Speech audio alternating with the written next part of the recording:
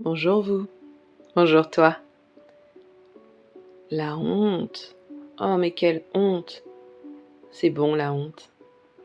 Ce sujet. On le développe? Bienvenue pour ce moment, rien qu'à toi. Quand j'étais petite, j'avais peur qu'on me pose certaines questions. J'avais peur que ça amène les gens à savoir, connaître ma vie et comprendre que je n'étais pas si forte que ça. Que derrière l'armure que je m'étais construite, il y avait une petite fille qui n'avait pas fini de pleurer. Oui, j'avais honte. Mais qu'est-ce que ce sentiment qui nous empêche d'être pleinement nous, qui fait qu'on se cache, qu'on se dit « Oh, si les gens savent, ils vont moins nous aimer ?» En tout cas, ils verront qui on est. Alors maintenant, la question c'est pourquoi on a peur que les gens sachent qui on est? Peut-être parce que ça ne correspond pas à l'image qu'on véhicule. Ça ne correspond pas aussi à ce qui est plébiscité, valorisé. Ouais, peut-être que c'est ça. Mais du coup, on vit dans un film, une série télé. On est au casting de sa propre vie. Mince, au casting de sa propre vie. Ouais, là, il y a à se poser des questions déjà. Ouais, j'ai eu honte dans ma vie. J'ai eu honte. Et ça a été un moteur pendant un temps. Mais ça a aussi empêché la Elisabeth de montrer ses talents. Ouais, de montrer ses talents. Parce que honte que ce soit pas reconnu. Honte que ce soit ignoré. Honte que ce soit dénigré. Mais en fait, c'est débile tout ça. L'essentiel, c'est que je les reconnaisse, que je sente que j'ai à partager des choses et que je les partage. Après, c'est reçu, pas reçu, apprécié, pas apprécié. Finalement, c'est pas grave. Si moi je les ai partagés, c'est que je pensais qu'il y avait une valeur, un intérêt. Oui. J'ai eu honte de quoi d'ailleurs? J'ai eu honte de chanter, parce qu'on m'a dit que je faisais du bruit. J'ai eu honte de m'exprimer, parce que j'avais vraiment peur de déplaire, et que mon avis n'était pas forcément le même que la majorité, ou alors ce que je pensais être la majorité, parce que il faut avoir en tête que beaucoup ne disent pas ce qu'ils pensent.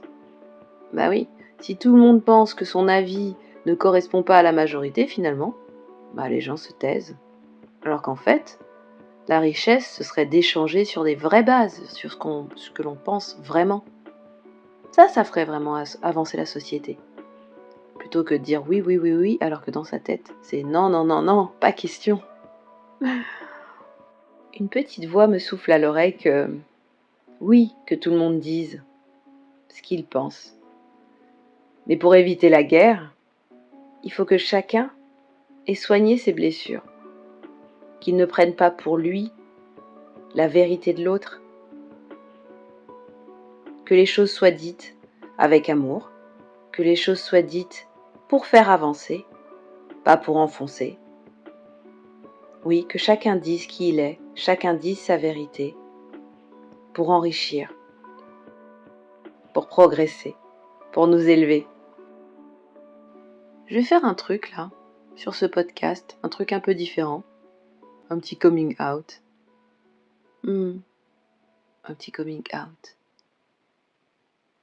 It could all be so simple, but you try to make it hard. Loving you, it's like a battle.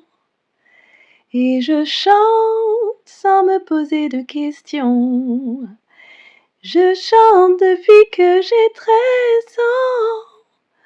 Sous ma douche et dans le salon. Tout n'est pas juste, mais pour moi c'est juste. Ça me correspond. Aimer ou pas, tout ça c'est moi. Je suis Elisabeth. Et je partage, oui je partage un bout de moi. Ah, faites-en autant, dites-nous qui vous êtes. Ça fera briller ce monde enfin. Que vous soyez, que nous soyons un peu plus complètement nous. Ah ah. Je vous souhaite une bonne journée. Oh oui, je vous souhaite une belle vie. Oh oui, je vous souhaite plein, plein, plein d'amour. Oui, plein d'amour, car c'est l'essentiel. Je vous embrasse. Likez, partagez, commentez, chantez. Soyez vous-même. C'est votre droit.